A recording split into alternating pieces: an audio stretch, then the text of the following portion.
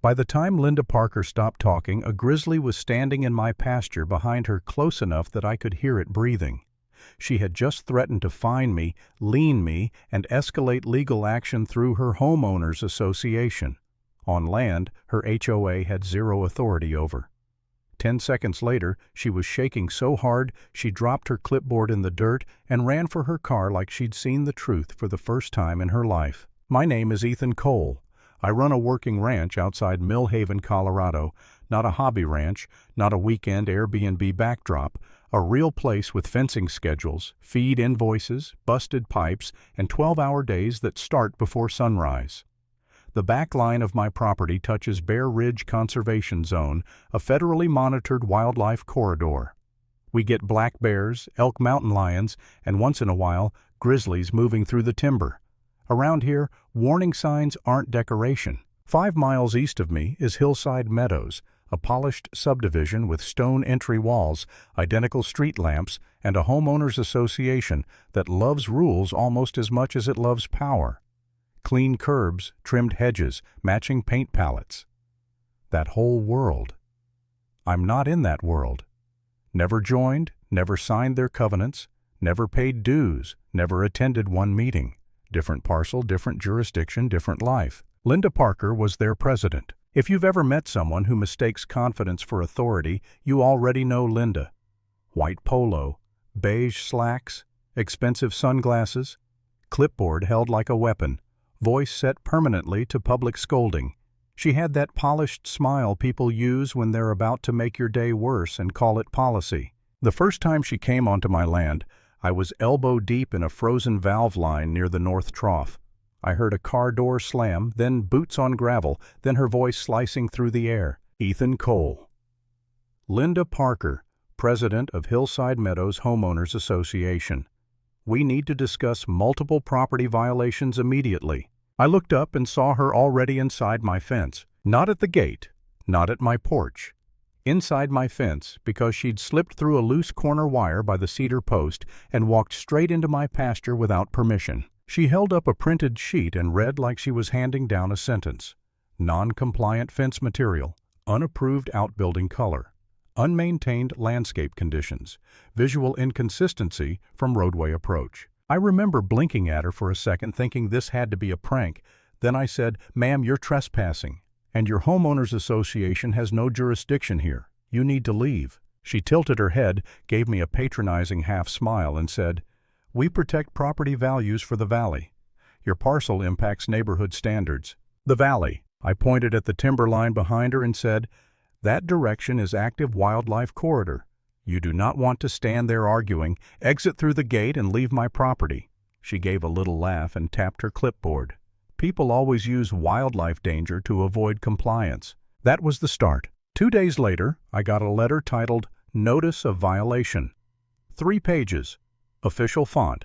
Highlighted sections. It cited homeowners association bylaws I'd never heard of and demanded corrective action within 10 days. Then a second letter came with escalating fines. Then a final notice with threat language about legal remedies and county referrals. They were mailing legal theater to a ranch outside their boundaries and acting like it was normal. I called county assessor, zoning recorder, and land use.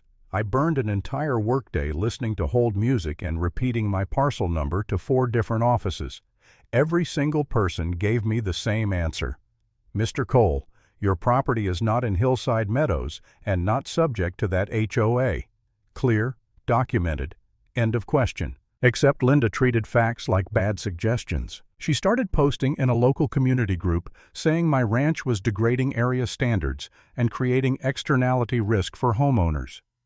People who had never stepped on my land started commenting like amateur inspectors. "Can county intervene? Is this even zoned properly? Someone should make him clean that up." I don't mind hard work, I mind fabricated problems. The second trespass happened on a cold gray morning. I noticed fresh prints near the west line and saw where fence wire had been bent open wider than before. I killed the truck engine and listened. Voices, camera shutter, Linda speaking in that same polished, superior tone. "Get this angle too.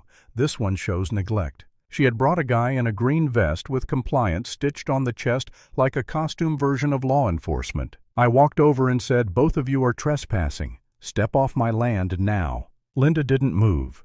She looked at her paper and said, "Due to continued non-cooperation, we're documenting aggravated non-compliance and preparing enforcement escalation." Aggravated non-compliance.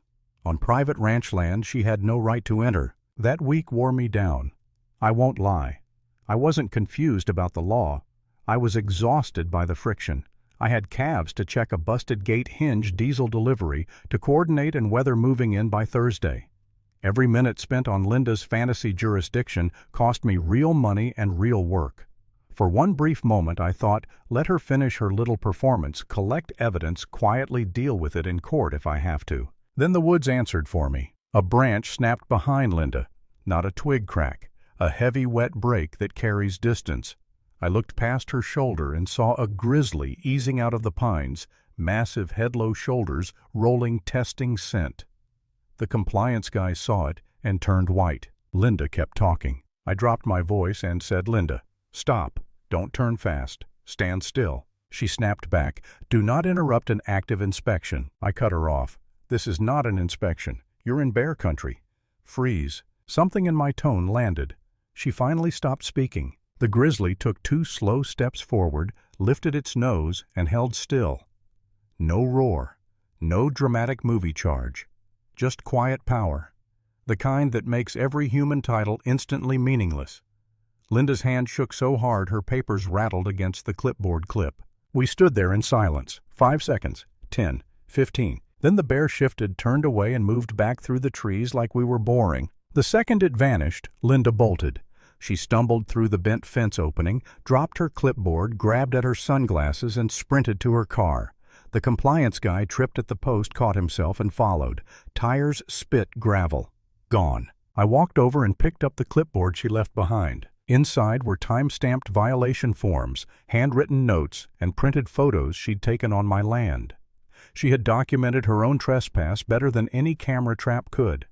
I took pictures of every page where it lay, bagged the whole thing, and made 2 calls, Deputy Sarah Mills at the Sheriff's Office and Ranger Miguel Reyes from Bear Ridge Conservation. Sarah arrived that afternoon, reviewed footage from my barn camera, photographed the damaged fence section, and logged statements. Miguel mapped the exact corridor edge and documented unauthorized civilian activity near active wildlife movement routes. His words were measured, but the meaning was sharp. This wasn't neighborhood enforcement.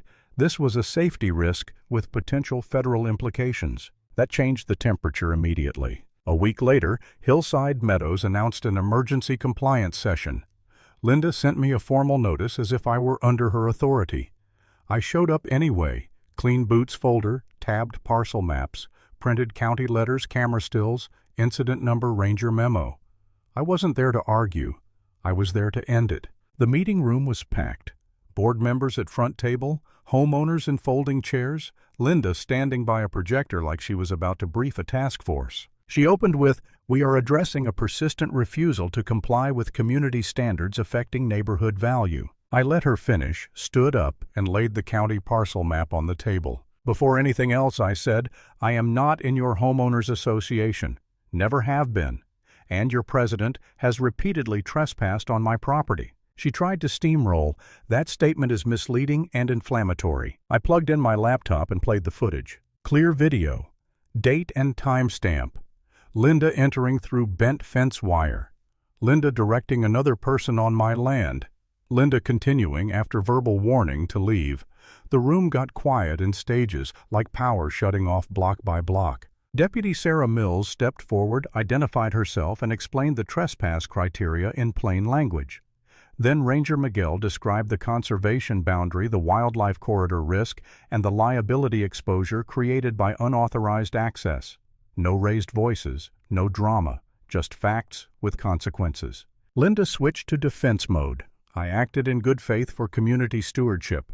I had implied authority due to regional impact. A board member interrupted. "Did this board authorize inspections outside subdivision boundaries?" No answer. Another asked, "Were you told to leave private property and did you refuse?" No answer. The treasurer leaned forward and said, "You exposed this association to legal liability for actions we did not approve. Motion was made to suspend Linda's compliance authority immediately pending formal removal. Seconded. Passed. Deputy Mills handed Linda formal trespass documentation and informed her on record that any further entry onto my property would trigger direct enforcement.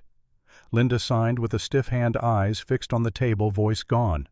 Her clipboard sat beside her like a prop after closing night. That was the end of it. Not with shouting, not with revenge, just accountability landing exactly where it belonged. Power sounds loud until it meets a real boundary.